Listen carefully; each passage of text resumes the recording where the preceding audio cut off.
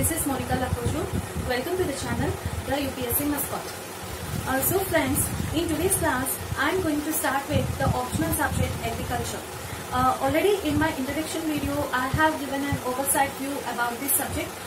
So we already know the optional main is comprising of the 9 papers. So in that 9 papers, optional subject score maximum. So we can secure more marks in this optional subject. So this channel has opted for agriculture as an optional, and this channel provides complete lectures about the agriculture according to the UPSC syllabus. So let's look at a glance. So optional subject consists of the 2 papers, that is the paper 1 and the paper 2. The paper 1 consists of the soil science, agronomy, weed science, agricultural economics, agricultural extension, agroecology or the ecophysiology. And this paper 1 is of the 250 marks, and the paper 2 is also of the 250 marks. So the paper 2 consists of the genetics, plant breeding, entomology, pathology, horticulture, food production and the nutrition management. Okay friends, so in today's session I am going to start with the lectures of soil science. Okay, so as the soil science and agronomy has given more weightage in this optional paper 1, we will start with the lectures of the soil science in today's session. So before proceeding further, friends, let me look at a glance regarding the syllabus of the soil science which UPSC is expecting from you.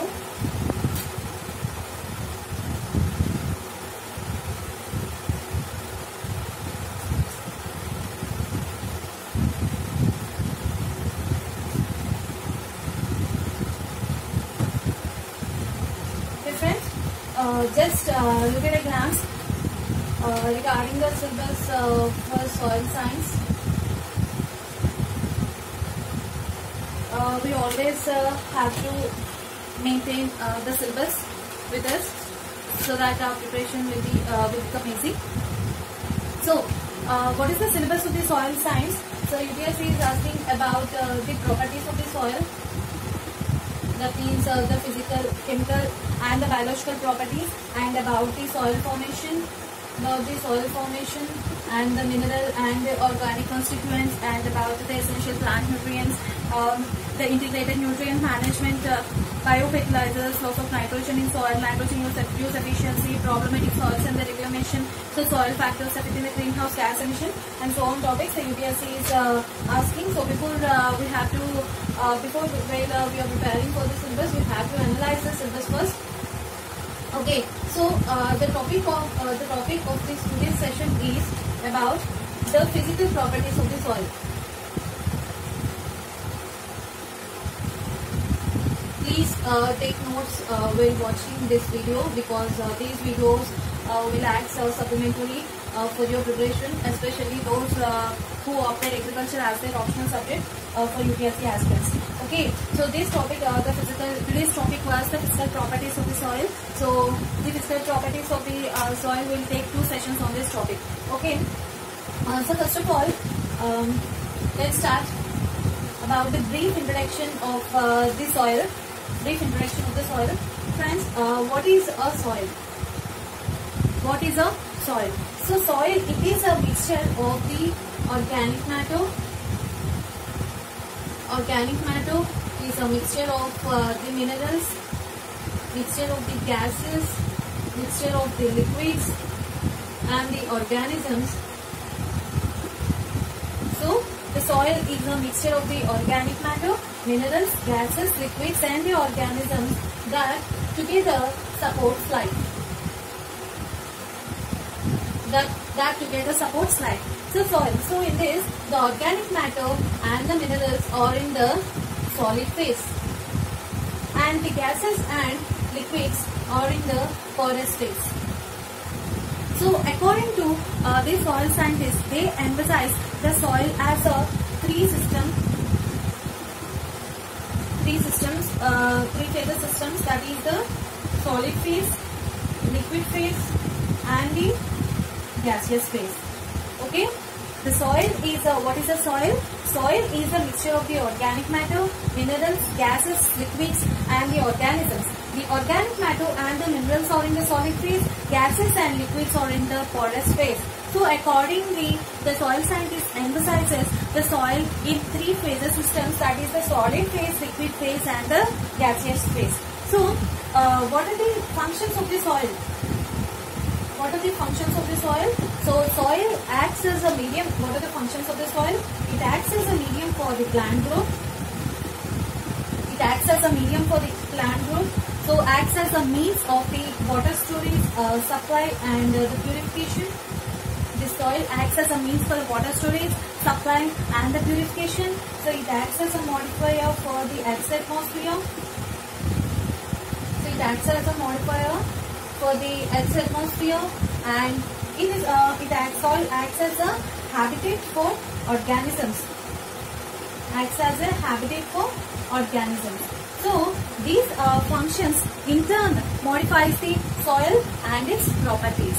Okay, they in turn modifies the soil and its properties. So the functions of the soil are: it acts as a medium for the plant growth, it acts as a means for the water storage, supply and the purification, and next it acts as a modifier for the Earth's atmosphere, and it acts as a habitat of the organisms. And the soil is a product of the several factors. Okay, soil is a product of the several factors. So what are the factors? Or the first factor is the climate. The second is the relief, means elevation, orientation and the slope of the terrain. So orientation and the slope of the terrain. And the third factor was the organisms. And the fourth factor was the parent material. Parent material.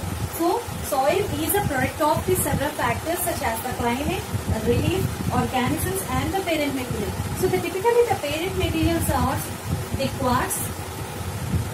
Typically the parent materials, so the first one is the quartz and the calcite, feldspar and mica. So typically the parent materials are the quartz, calcite, feldspar and the mica. So this soil continually undergoes the development by way of the numerous physical, chemical and the biological factors.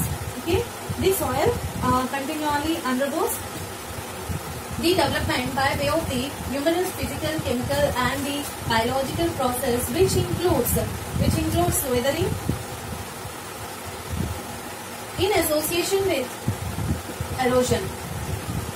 Okay, soil undergoes numerous developmental phases, so it includes weathering and erosion. What is meant by the weathering? It is the breaking down of the rocks, wherein the contact with the Earth's atmosphere, water and the biological organisms. Okay, weathering is the breakdown of rocks.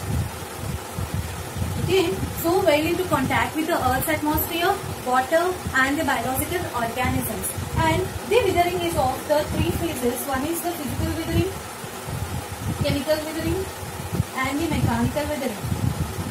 So about this we will discuss in the further sessions.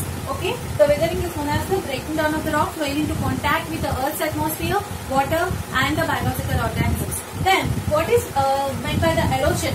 It is the movement of the rocks by such agents. So movement of rocks and soil particles from one place to another, and soil particles from one place to another by such agents of the water, wind, ice, snow. Okay, like that. So it is a movement of the particles from one place to another by the agents of the water, wind, etc. So this is briefly about the introduction of the soil. Okay, so what is soil? So soil is a mixture of the organic matter, minerals, gases, liquids and the organisms that supports the life. Okay, accordingly the soil scientist emphasizes the soil as a three-stage system, that is the solid phase, liquid phase and the gaseous phase. Okay, and next, what are the functions of the soil? It acts as a medium for the plant growth, it acts as a means of the water storage, supply and the purification, it acts as a modifier of the Earth's atmosphere and it acts as a habitat for the organisms. So these functions of the soil will in turn modify the soil and its properties. So So soil is a product of the several factors such as the climate, relief, that means the elevation, orientation and the slope of terrain, okay, and the organisms and the parent material. So typically the parent materials of the soil are the quartz, calcite, feldspar and mica.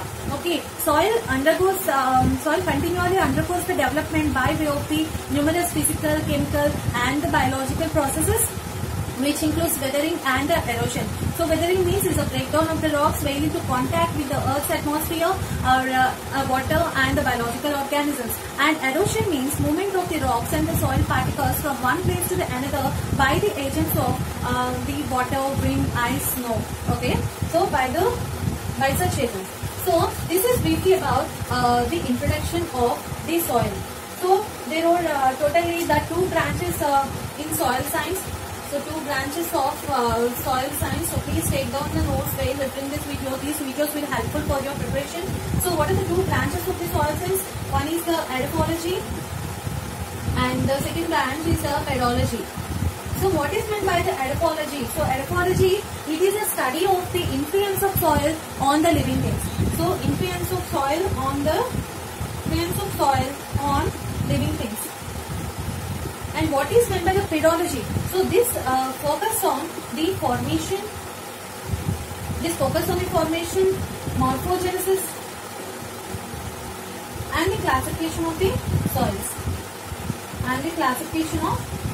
Okay, there are totally the two branches in soil, two branches of the soil science. One is the edaphology and the pedology. So edaphology, it is the study of the influence of soil on living things, and the pedology is focused on the formation, morphology and the classification of the soils. Okay, now today's topic was the physical properties of the soil. So the branch of science which dealing with the physical properties of the soil. What is the branch of science dealing with the physical properties of the soil, as well as with the measurement, prediction and control of the different process taken in and from the soil. So this branch is known as the soil physics. So this branch deals with the physical properties of the soil as well as the measurement, prediction and the control of the different process taken in and from the soil. Okay, this is about the soil physics. Now the topic was the physical properties of the soil. So what are the physical properties of the soil? So please take down the notes. There are the 8 physical properties. One is the soil texture. So soil texture, so this is determined by the relative proportions of the sand, silt and clay. And the next one is the soil structure. The soil structure and the soil density. Fourth one is the soil porosity and the soil consistency. Soil temperature, 6th one. Soil temperature, soil color and the soil resistivity. So these are the 8 physical properties of the soil. So in today's session, we'll deal with the physical properties from the soil texture to soil porosity. In the next session, we'll deal with the soil consistency to the soil resistivity. Okay, what are the physical properties of the soil? One is the soil texture. So this soil texture is determined by the relative proportions of the sand, silt and clay. Okay, and the second one, the soil structure. So this soil structure is the soil aggregates created from the soil separates. So soil structure is about the soil aggregates created from the soil separates. Okay, and the third one is the density. So this density, it is the soil density is about an estimation of the soil compaction. Okay, density is an estimation of the soil compaction because it determined at the standard moisture conditions. So this density is determined at the standard moisture conditions. So it is about an estimation of the soil compaction. And next is the soil porosity, which is completely occupied by the air or the gases and the water under the field conditions. Okay, this is about the soil porosity. And the fifth one, the soil consistency, means the ability of the soil particles to stick together. Okay, soil consistency means the ability of the soil particles to stick together. And soil temperature and the soil color were the self-defining ones. Okay, and soil resistivity is the soil resistance to several various factors. Okay, so this is briefly about the physical properties. Please take down the notes. So the first property was, now we discuss about the soil texture. What are the mineral components of the soil?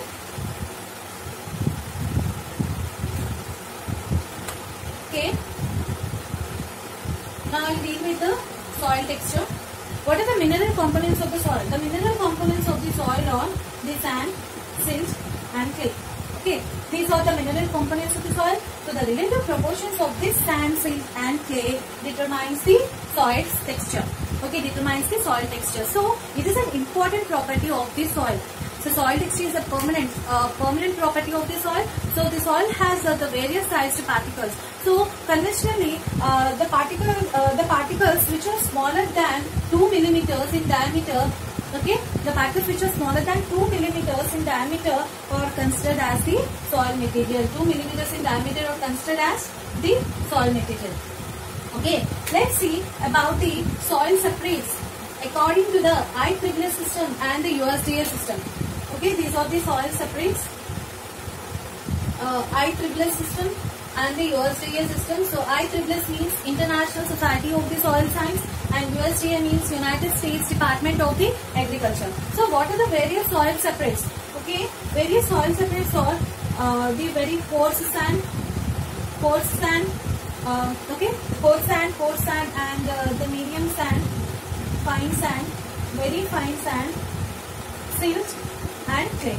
So these are the soil separates. So according to the USDA system, the very coarse sand particle is of 2 millimeters to 1 millimeter in diameter.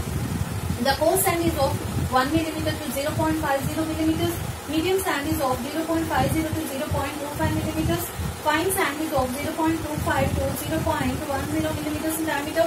Very fine sand is of 0.10 to 0.05 millimeters in diameter. Okay. For silt 0.05 to 0.002 millimeters in diameter, and for clay it is less than 0.002 millimeters in diameter. So these are the various sizes of the soil separates according to the USDA system, that means the United States Department of the Agriculture. So according to the International Society of the Soil Science system, the coarse sand is of 2 millimeters to 0.20 millimeters in diameter, and the fine sand is of the 0.20 millimeters to 0.02 millimeters in diameter, and the silt is of 0.02 to 0.002 millimeters in diameter, and the clay is less than 0.002 millimeters in diameter. Okay, this is about some soil separates according to the IEEE system and the USDA system. Okay, this is about the various sizes according to these two systems. So what is the size of we already know that soil consists of the various sized particles, and these are some soil separates we have discussed up to now. So and what is there are some type of the particles like the gravel, okay, and the stones. Okay, gravel or the pedals and these stones. So for gravel or the pedals, the size of the particle is 2 to 2 millimeters to 75 millimeters in diameter, and for the stones 250 millimeters to 600 millimeters in diameter. We can call them as the stones. Okay, so up to now this is clear. So what is the soil texture? It is the relative proportion of the soil, sand, silt and clay. So we have seen the various sizes of the soil separates according to the USDA system and the IEEE system. Now we will deal with the nature and the properties of the soil separates. That means the sand, silt and the clay. So soil separates. So first one is of the sand. So what are the properties of this sand? Okay, the fragments of the rock. So the primary, these are the fragments of the rock which consists the quartz as the primary material. Okay, now we are discussing about the properties of the soil separates. Separates sand, silt and clay. Now we are saying about the properties of the sand. So in the sand, the primary mineral was the quartz. Okay, the primary mineral was the quartz. So this sand is chemically inactive in nature. Chemically inactive and insoluble in nature. And insoluble in nature. So what is the chemical formula of the quartz? SiO2. Okay. Insoluble in nature. And next, for sand there is no stickiness in nature. Okay, for sand there is no stickiness, and this is less influenced by the moisture content. So sand is less influenced by the moisture content, and water holding capacity is also low. Water holding capacity is low. Percolation rate is high. percolation rate is high, and it facilitates the good drainage and good air movement. Okay, the sand facilitates the good drainage and good air movement. So what are the properties of the sand? The primary material. So the fragments of the rocks which consists of the primary material as quartz, the chemical formula of the quartz is SiO2. So as there is a quartz as the primary mineral, the sand is of chemically inactive in nature and insoluble in nature, and no stickiness and no plasticity, and it is less influenced by the moisture content, and here the water holding capacity is low and the percolation rate is high, and ultimately it facilitates the good drainage and the good air movement. Okay, this is about the properties of the sand. Next, what are the properties of the silt? What are the properties of the silt? So silt, it is an intermediary between the sand and clay. Silt is an intermediary between the sand and clay. So here the primary material was both quartz and mica. Okay, primary material was both quartz and mica. So somewhat sticky in nature and somewhat plastic in nature. It has having the water holding capacity, but less than the capacity of the clay. Okay, it greatly resembles the sand particle, so holds moisture but lesser than clay. Okay, and the third one we have to know is the properties of the clay. The properties of the clay, they would have seen the size of the clay, which is less than 0.002 millimeters in diameter, and these particles absorb water and hydrate and swells in very wetting stage and shrinks in when drying. Okay, shrinks upon drying. So this clay particle swells upon wetting and shrinks upon drying, and these are very plastic and sticky in moist condition. So this clay is very plastic and sticky in moist condition. The inner sand and the silt particles is known as the soil skeleton. So soil skeleton, inner sand and the silt particles, and the clay is the flesh of the soil. Clay is known as the flesh of the soil. Okay, these are about the nature and the properties of the soil separate sand, silt and the clay. So this soil texture is a permanent property of the soil. So what is the importance of the soil texture? So it is important to assess the value of the land. It determines the land capability and the methods of the soil management, and the soil texture determines the suitability of the land to raise the different crops in different seasons, and the land suitability for the foundation of the buildings and the construction of the roads. It determines the total pore space, so which influences the retention and the transmission of both water and air, and it governs the soil texture governs the nutrient holding and nutrient supplying abilities of the soil. Okay, and the soil texture determines the agricultural properties of the soil, and to evaluate the amount of the amendment needed for the soil reclamation, soil texture is very important. So this is importance in the study of the morphology, genesis of the soil, and the classification and mapping, and this texture has pronounced effect on the soil temperature. Okay, the soil texture has a pronounced effect on the soil temperature. So this is about the importance of the soil texture. So we have seen the properties, so we have seen the first physical property of the soil, that is the soil texture. So what is soil texture? It is determined by the relative proportions of the sand, silt and clay. So soil has the various sized particles. The particles which is less than 2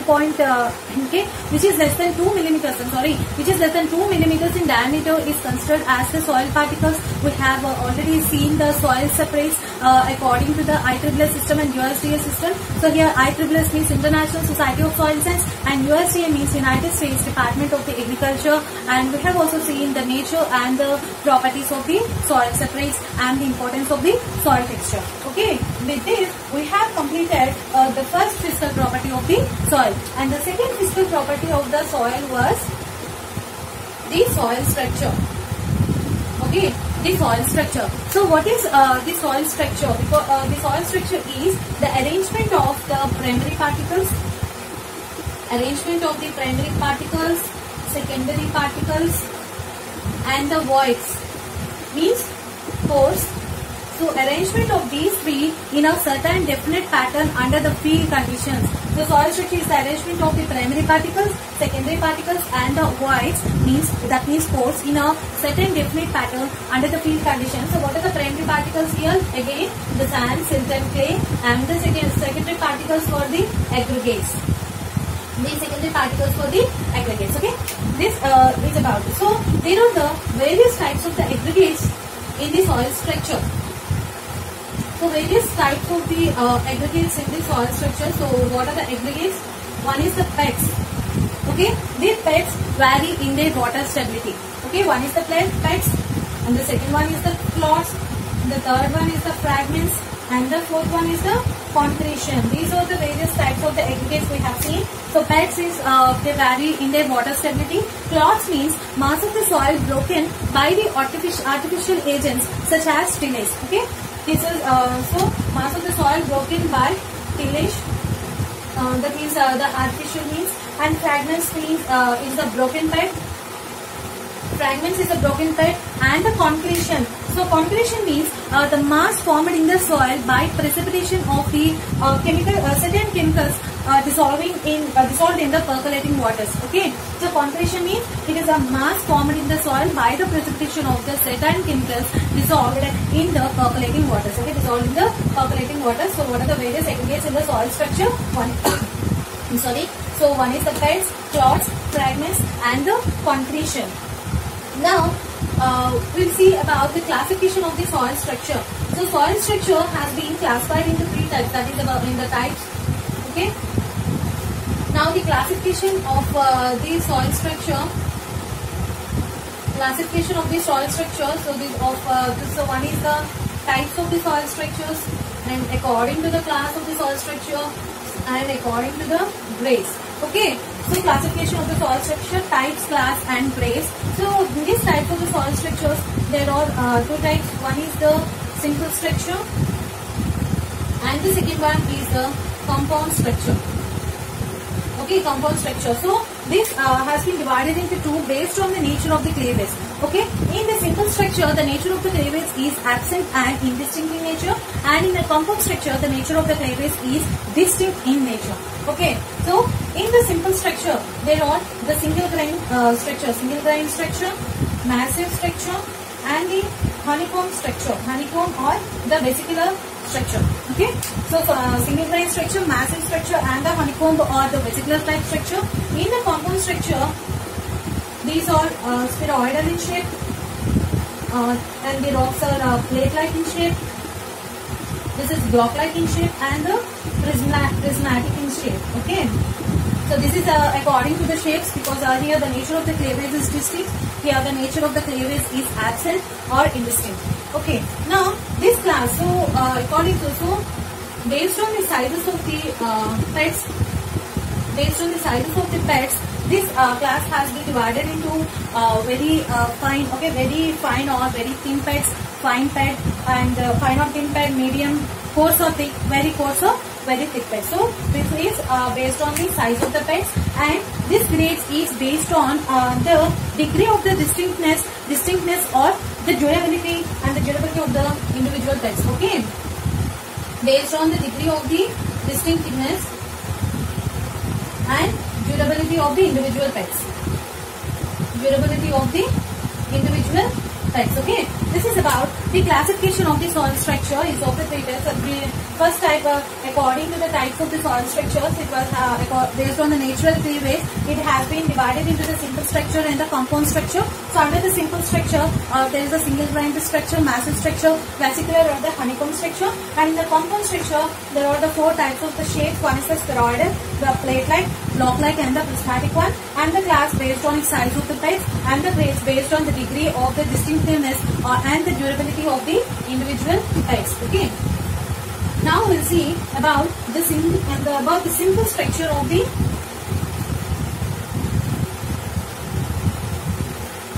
don't worry friends, at last again I will revise today's class summary. Okay, so now just take down the notes, everything. So the single grain structure, okay, the single grain structure occurs in the sandy soils, and the massive structure occurs in the paddy soils. That means the high bulk density occurs in the soil crust, paddy soils, and the vesicular or the honeycomb structure seen in laterites. Okay, vesicular or the honeycomb structure seen in laterites. So according when coming to the compound structure, there are several shapes of the pets. One is the spheroidal in shape. So in this spheroidal, spheroidal, there are the two types. That means one is the crumb and the granular. One is the crumb and the granular. That means when the PET pores is less than 0.5 centimeters in diameter. Okay, when PETs are porous with less than 0.5 centimeters in diameter, then it is known as the crumbs. Okay, it is known as the crumb. When the PETs are porous, when the PETs are less porous with less than 1 centimeter in diameter, then it is known as the granular. So the shape is like somewhat like this. So these are the crumbs, okay, and these are the granular in like structures, okay. These are the crumbs and these are the granular like PETs, okay. So in spheroidal there are the two types. When the PETs are porous with less than 0.5 centimeters in diameter, it is known as the crumb. So it is looks like this. And when the PETs are less porous with less than 1 centimeters in diameter, the shape will be like this. So it is known as the granular in nature, okay, granular in shape, okay. So this is about the spheroidal. And the second one we have discussed is the plate-like. Okay, the second one we have discussed is plate-like PETs. So in this plate-like PETs, when these plates, that means if the soil is compacted, so if anyone has went to the fields, when the soil is compacted or when it is dry in nature, we have seen several fields like this, so very platey in nature. Just remember, so when we go to any fields, when the field is very dry or when the soil is very compacted, we can see like this plate-like structure. So this plate-like fields, this plate-like field beds. So when it is thicker in nature, okay, it is platey. When it is thinner in nature, we will call it as laminar. So when it is thicker in nature, it is platey. When it is thinner in nature, it is laminar in shape. So these plate-like PETs often inherited from the parent materials. So those laid down by the water or ice.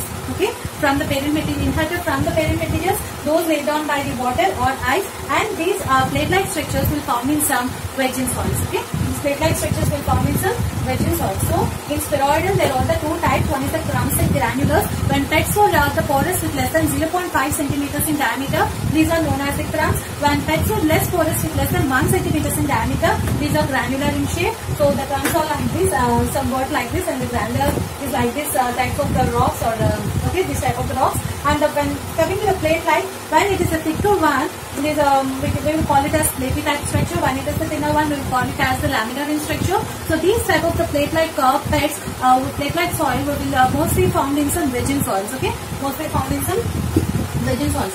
And next one is the block-type structures. Okay.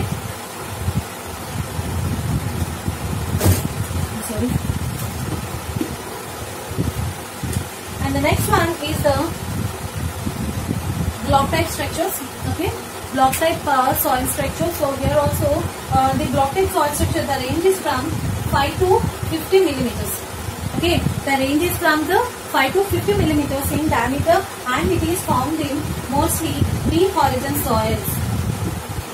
So B horizon soil. So what is a B horizon soil? So when we discuss about the formation of the soils, so the formation of the soil consists of these several layers. So we will discuss briefly. We will discuss about the formation of the soil in the further sessions.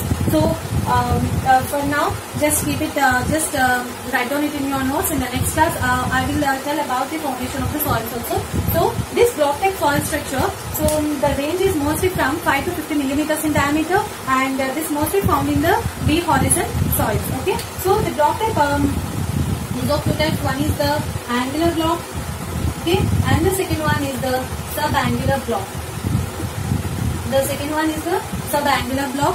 So when we call it as the angular block, means when the faces and the edges are rectangular in nature. Okay, when the faces and the edges are rectangular in nature, this type of the soils we can call it as the angular block soil structure. Angular block soil structure. And subangular block soil structure means when the faces are and the edges are rounded. Okay, when the faces and the edges are rounded in nature, this type of the soil structure is known as the subangular blocks type of the soil structure. Okay, subangular block type of the soil structure. Now this is briefly about the block type soil structure, where we have seen about the angular block and the subangular block. And next, the next type of the shape is the prismatic shape. Okay, this prismatic shape is just like pillar-like pets. These are pillar-like pets. This prismatic shape. These are pillar-like pets, and the diameter is 150 millimeters or more. Diameter is pillar-like pets. The diameter is 150 millimeters or more. Then here also there are the two types. One is the columnar one, and the second one is the prismatic one. Second one is the prismatic one. So for the columnar type of the like structure, when the faces and the edges are when there is a distinct rounded tops. Okay, when the tops are in round shape. So these tops are in rounded type. Okay, this type of the structure is known as the columnar type of the structure, and prismatic means when the tops are rectangular. Okay, when the top or rectangular in nature is known as the prismatic type of the rock. Okay, prismatic type of the soil structure. So we have seen about the types of the soil structure.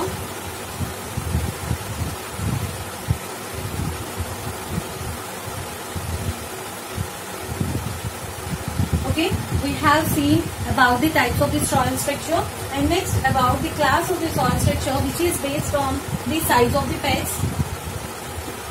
Which is based on the size of the beds. That means very fine or very thin, fine or thin, medium, coarse or thick, and very coarse or thick. So this will refer in the textbooks now. So, and next the grades. It is based on the degree of the distinctiveness and the durability. Okay, this is on the durability. So there are the weekend structures, right? Okay. Sorry, just just write down the notes every topic now.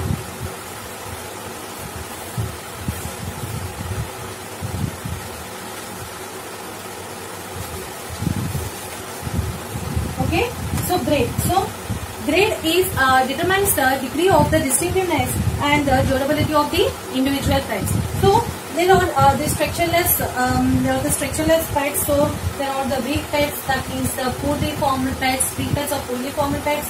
Moderate pets is the well formed pets, and the strong pets is the very well formed pets. Okay, strong pets is the very well formed pets. Okay. So this is about the classification of the soil structure.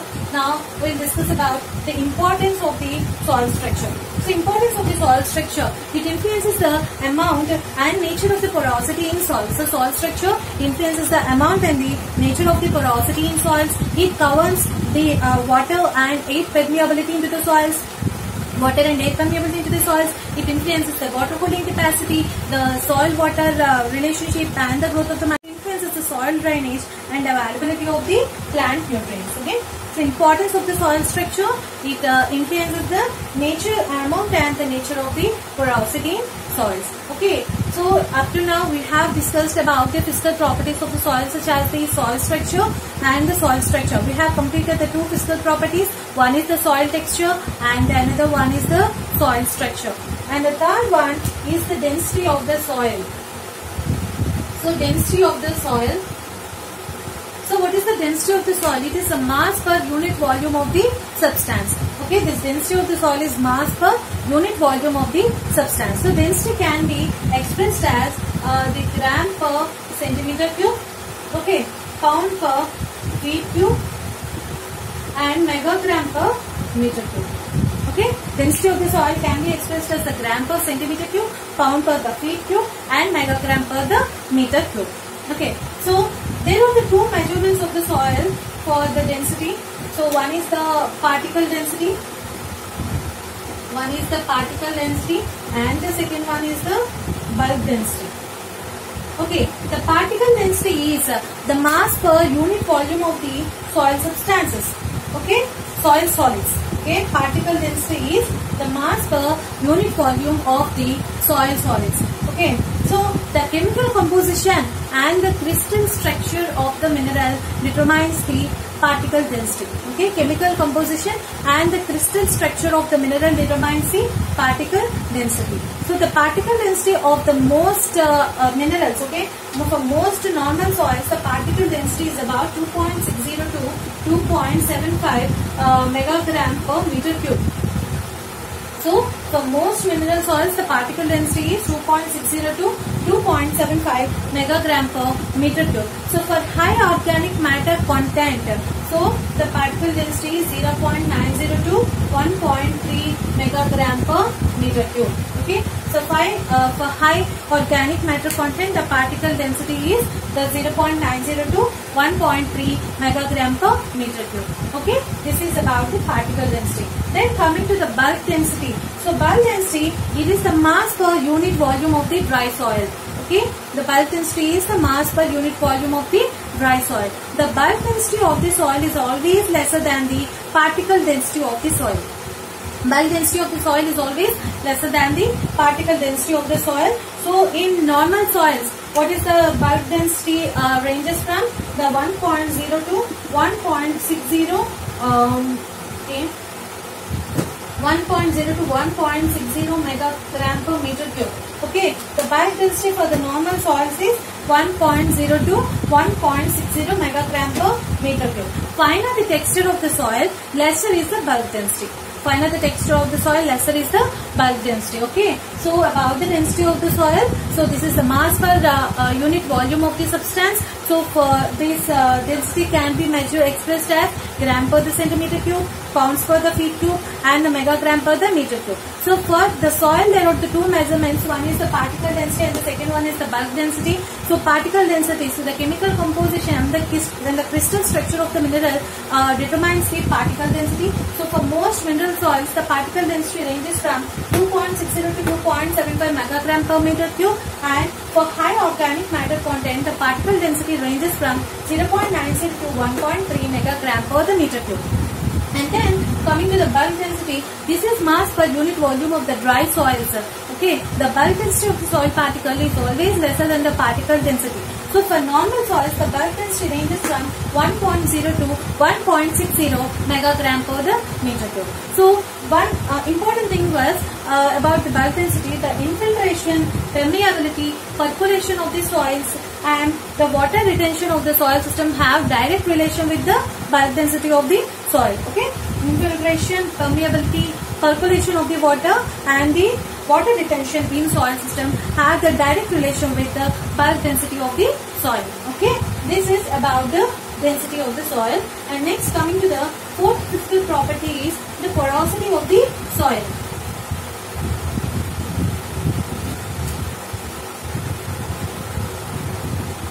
So soil porosity.